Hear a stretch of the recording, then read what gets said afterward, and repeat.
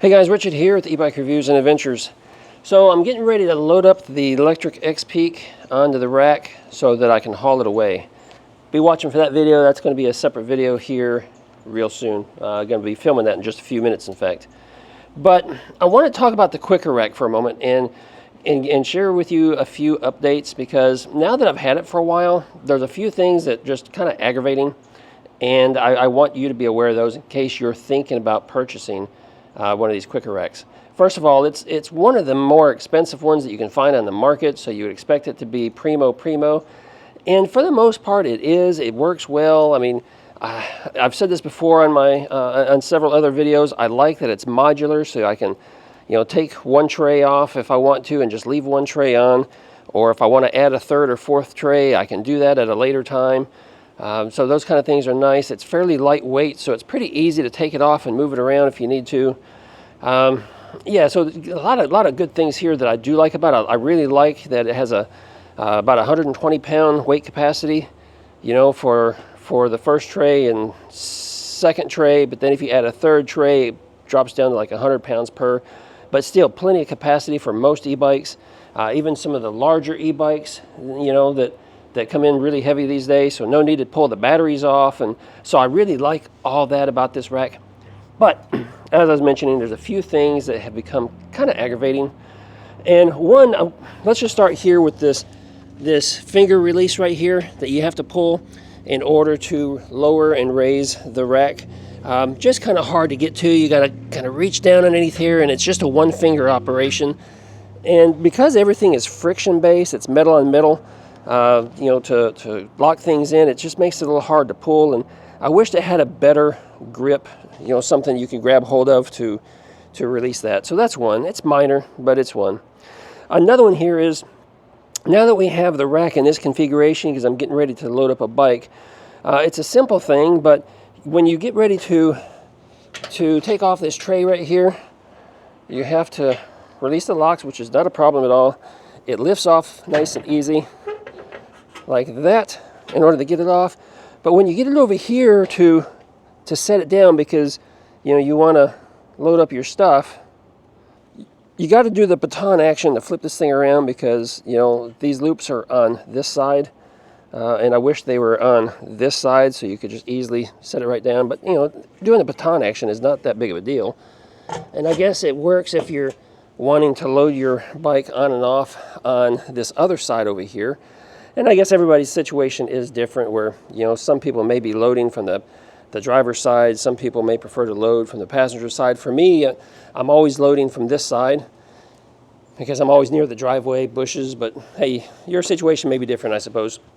Next thing is, when we get a bike up on the rack and we start to strap it down, oftentimes, almost every bike I have, the X-Peak may be different, we'll find out here momentarily, but almost every bike I have, the rear tire just, it hangs over here just enough to where it's kind of hard to get this, the ramp loose and get it on and off.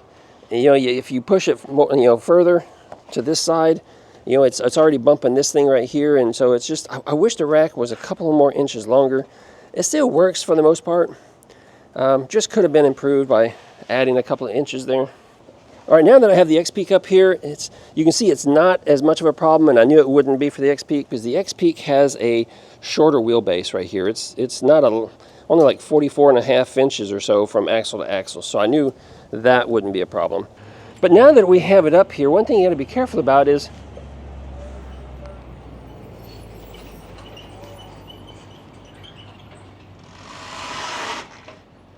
yeah, that. I was waiting for a truck to go by so I could continue talking, and you saw what happened. What I was about to say is, now that you have it up here, you got to be real careful, because there's nothing holding it except for, if the tire is tucked into the arm there. And you saw what happened. Luckily, it didn't hit my truck, but you almost have to keep a hand on this continuously, but then you really kind of need to move the rack out of the way. And so what I end up doing is keeping one on the bike and using one hand to move this rack, and then I set it over here in my bumper to kind of just set it there for a moment while I get ready to go ahead and lift this arm. But again, because it's friction based, guess what? I can't lift that arm until I take the pressure off right here. So then it takes 2 hands, so I got to turn loose the bike again. So I got to release the pressure and hold that parallel while I raise this arm. See that? And in doing so, you have to hope and make sure that, you know, the bike's not going to flop over like it just did a moment ago. So, you know, that's just a little aggravating. It becomes a bigger problem when you get ready to take this off. But let me go ahead and demonstrate getting it on first.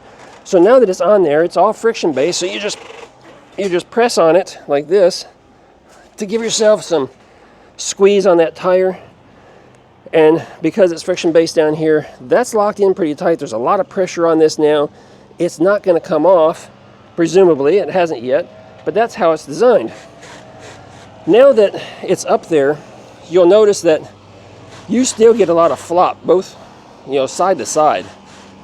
You know, that the bike's not going to come out as long as you have, you know, this right here somewhere above the 9 o'clock position, okay, and this one over here somewhere above the 3 o'clock position, because the tire can't bounce out. It's you know, it's just not going to at that point.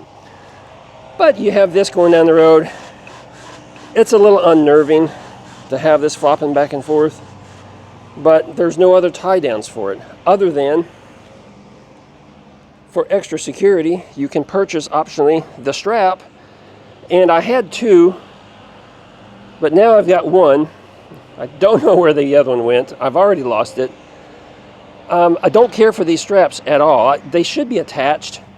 And on some cheaper racks, such as the Hollywood Destination E, it's got really nice wheel straps that are already attached. You don't have to worry about losing them. And I think it's a great design.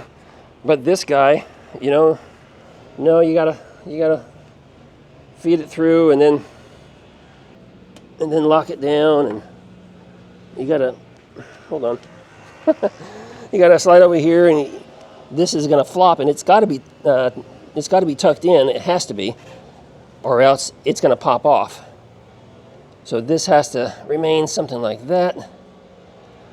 Oh, if you can see that, there you go. So now I got the end in there, so it's not gonna come loose there. So, you know, now it's secure. It just, you know, for almost $1,700, there should have been buckles built in, and you wouldn't have to worry about, well, first of all, spend an extra $20 to buy a cheap rubber strap and then potentially losing it because there's no way to attach it. So that's aggravating. Let's see here. What else? The next big issue with this rack is actually getting the bike off is a problem. So we're going to take our, well, no, first of all, can't do that, sorry. See, even I get confused. First of all, we have to get this arm down, okay? And to do that, because it's friction based, because we squeeze this arm on there the way we did, we gotta squeeze this arm again quite a bit, okay, to release the pressure on that down there so that you can hold it parallel so that it'll slide along that bar. But the problem is, if you got it on there nice and tight, you know, you're using both hands up here trying to take the pressure off. I don't have a third arm to go down there and to release that. So what ends up happening is I'll use one hand trying to take off some of the pressure on this, and then reaching over here and pulling as hard as I can to get that to snap. I like that. And there goes the bike again. Almost smacking the truck. So now I've got to release this again, get this arm down out of the way, hopes that the bike doesn't fall further, stand the bike back up. Yeah, it's just, you know, for me to continue using this rack, I've got to get a couple of just some ratchet straps, something that I can maybe hook onto the handlebars and go down and attach somewhere onto the rack down there, just so I can cinch it down a little bit on both sides. I think that's going to help keep it from wanting to wobble back and forth, and it's also going to help keep it upright, see, because you don't want it going down the road like that, and it's going to help keep it upright when you're monkeying with these arms down here, trying to get them locked in or unlocked so that you can take the thing off. So, yeah. there's that. All right, well, guess what? Still got to put this back up now because I am transporting this bike now. Gonna get rid of it. Did I say get rid of it? Oh no, I just got this thing. Yeah. Watch the next video. It's gonna come out. It's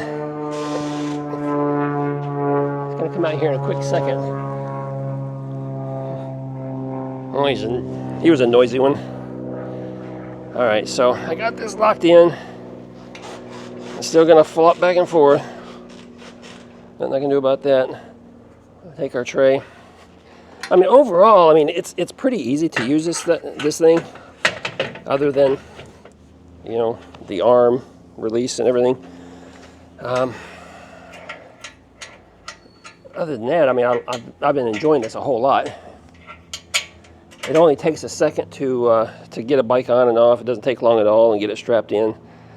And I haven't had any issues with it yet, so been pretty fortunate there. Okay, guys, another thing I don't care for so much, and that is how you have to take this thing off. I've already released the anti-wobble device, so it's loose in there, but you have to release the hitch pin, which is a spring-loaded pin, because it sticks inside that little hole right there, little indentation spot, and it's a safety thing, so it keeps this thing from, you know, being able to slide out. But the problem is, you got to reach around and pull that pin out so it doesn't slide in the hole. At the same time, you got to try to jerk on this to get it to come off. Because if you release that pin, what happens, it comes out of the hole, but then it gets caught right here. So even as you slide this rack forward, it reaches that point where it gets stuck again. You can kind of see it through the hole back there. You know, it's stuck, so now I got to pull this pin out again. And there's no mechanism to twist and lock or hold it open or anything like that. And so you just got to hold it open with one hand and try jerking on this thing and lifting up to get it past that point. And then once it's past that point, you can go ahead and slide this rack completely off. So I just wish that was, you know, a little better on how that worked. But yeah, so anyway, that's it for this video. I just wanted to share a couple things with you and show you that there's just a couple of things I don't care for so much, but you know, it is what it is. Nothing's perfect. If you have any questions about the Quikr Rack or my method of what I just did, or if you see that I did something that I could have done better, please let me know down below, so maybe I can correct this process and make things a little bit better. Because I'm just one guy, you are many, and you may have a better idea than I do. So let me know down below. Give me a thumbs up if you like this video.